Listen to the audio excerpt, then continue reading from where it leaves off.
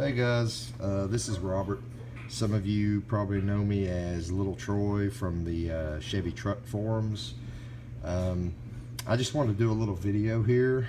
A lot of you guys on the 67 through 72 Chevy Truck Forums know that I had an issue here a while back, a couple months ago actually, where I bought a 6-liter LS engine, did a swap into my Chevy Stepside, and the engine lasted less than 100 miles. Ended up throwing, or not throwing, but rather spinning 2 rod bearings, destroying the main bearings, and couldn't figure out for the life of me how I did it.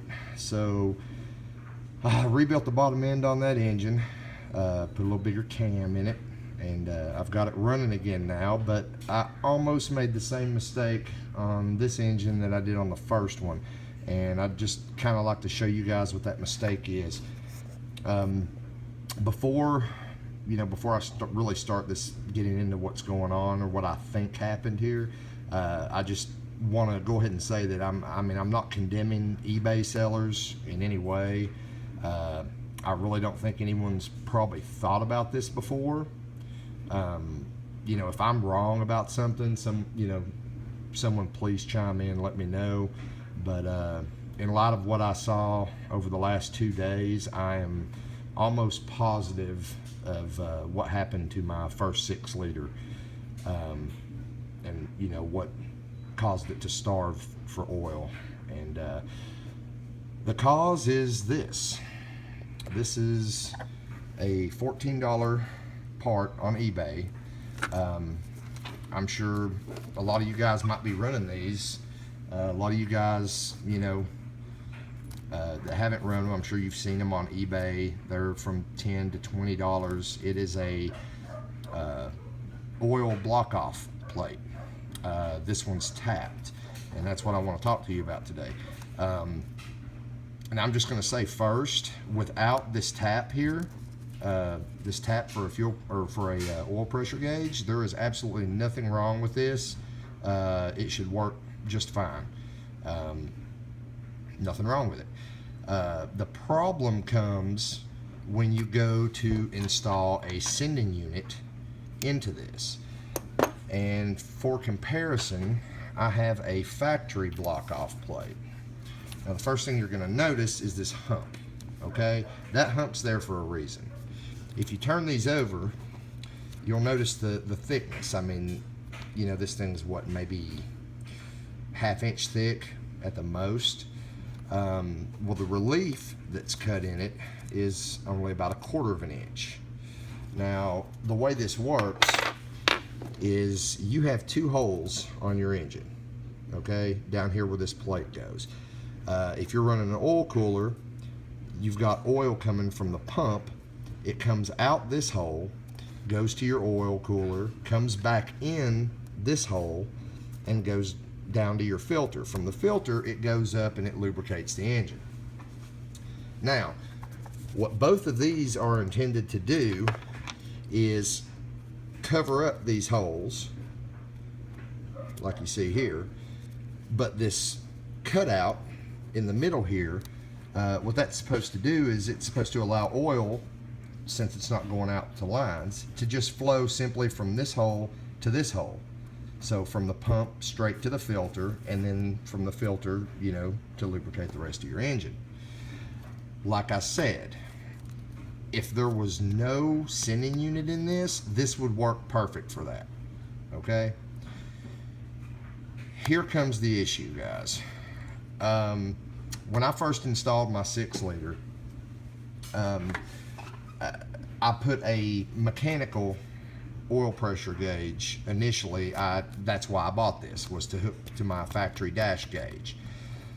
Well, the factory sending unit, or the little 1/8 NTP adapter, it screwed in here, but I had to use a buttload of Teflon tape to get it to seal properly. But I finally did get it to seal properly, and it was fine, except it started leaking oil under my dash. So, I just got the truck running. I was excited. I wanted to drive it.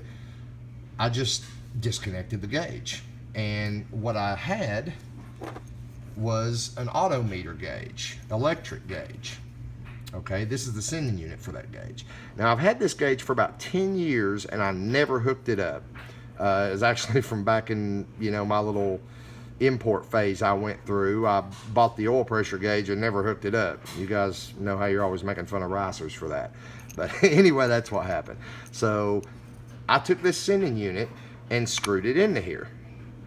Didn't think anything about it. Tried to hook the gauge up, the odometer gauge, and I wasn't getting anything. It wasn't showing any oil pressure. But I knew I had oil pressure initially because I had fired it up on, with the gauge hooked to my factory gauge. So I couldn't understand why this didn't work. I chalked it up to being old. You see this, 2002. I mean, I've literally had this sending unit for 12 years, 13 years, whatever it's been. So I just chalked it up to a bad sending unit. But I said, that's fine. I know I've got oil pressure. I will just leave this sending unit screwed in here just, to keep from shooting oil everywhere while I'm driving it. Well, I drove the truck a total of, I'm saying 50 miles, but I didn't have a speedometer. It's somewhere between 50 and 100 miles. I literally only drove the truck about 4 or 5 times over a 2-week time period. It was that last time I drove it, I started hearing the rod knock, and I parked it, pulled it apart, found the bearings. You can see the pictures of those on the 67 through 72 Chevy truck forum under Project Steppenwolf. It was bad. I mean, they were chewed up. It was obvious they were starving for oil. But I never put 2 and 2 together. I couldn't figure out why it did it. All I knew is I wanted my truck running. So went out, bought a crank kit, cleaned out all the oil passages, blah, blah, blah. Put this same guy back on there again. Hooked up a mechanical, well, initially I put a little pipe plug. I've got right here somewhere, yeah. Initially I put this little threaded pipe plug in there to block the hole, because I decided this time, just for a cleaner installation, I was just gonna put a sending unit behind the intake manifold. Get rid of the factory oil pressure sender for the computer that that I wasn't using anyway. I'd already tuned it out of my PCM. So anyway, that's what I did. Didn't think twice about it.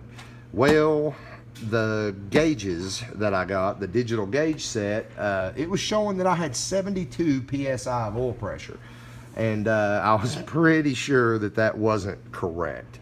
So I got an idea.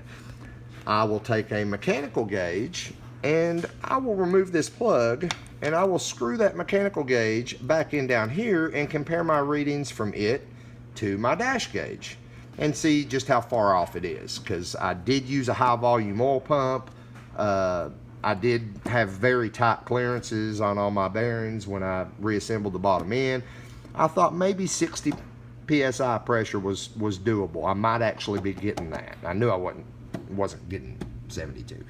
So anyway, I saw something very funny when I screwed in my my mechanical gauge to this. Okay, I screwed in the mechanical gauge to this, and as soon as I started the engine, the oil pressure gauge on the dash that was reading 72 immediately dropped to right under 30 pounds of pressure. So I'm thinking, something's weird there. Again, I didn't put 2 and 2 together. I just I drove the truck with the mechanical gauge, which was showing about 40 pounds, at cruise, while I was cruising around. Once it got warmed up real good, it was showing a little over 20 psi at idle. Initially about 40 at idle, and 60 when I would take off. But again, didn't think anything about it. Been driving it like that for 2 days. Laying in bed last night, and it hit me like a ton of bricks. This guy right here is cutting off oil flow to my engine, and here's why. When you screw this this oil pressure sending unit in here, watch what happens. as I screw it around. And notice I'm not even having, like I'm doing this with one hand, so it's not tight. You literally have to screw it all the way in to get it, you know, to seal, guys. I mean, it's really not that tight. It's just now getting snug. But look what has happened. I don't know if you can really see that. That oil pressure sending unit has went all the way through and bottomed out and completely blocked my oil flow. You see that? So now what's going on is I've got oil coming in from the pump and going nowhere. It cannot get through here and get over to the filter to lubricate the top of my engine. That, ladies and gentlemen, is how you destroy a $3,000 engine with a $15 eBay part.